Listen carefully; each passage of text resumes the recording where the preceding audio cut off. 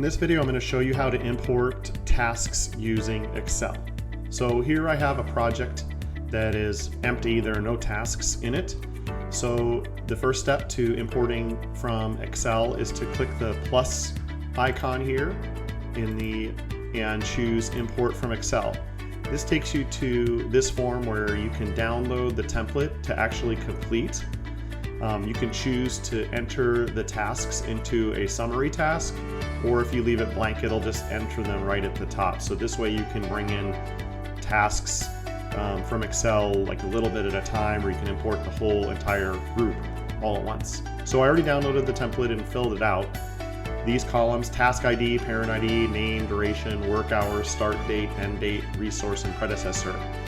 The reason we have these task IDs 1, 2, 3, 4, 5 and parent ID, this is how you can create a summary here. So this task is a summary task. It's task number 1. This task number 2, its parent is task number 1, and this one also is task number 1. In this case, I would like second task, this second one, to be second summary, and I'm going to have a second task here. I'm going to say this parent ID is 4. This means that this task's parent is 4. So this allows you to build your WBS all at once in one step. In this case, this is 5 days, 20 hours, 10 days, 80 hours, 1 day, 8 hours. And I can even assign to my people by putting their names in here, and also set up predecessors. This task, successor task, happens after first task by putting 2 in there. That means that this task will be the predecessor of that task.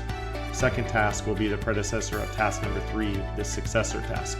So I've saved this off. I'm going to choose that file from my downloads because I downloaded the template, and I'm going to go ahead and upload that.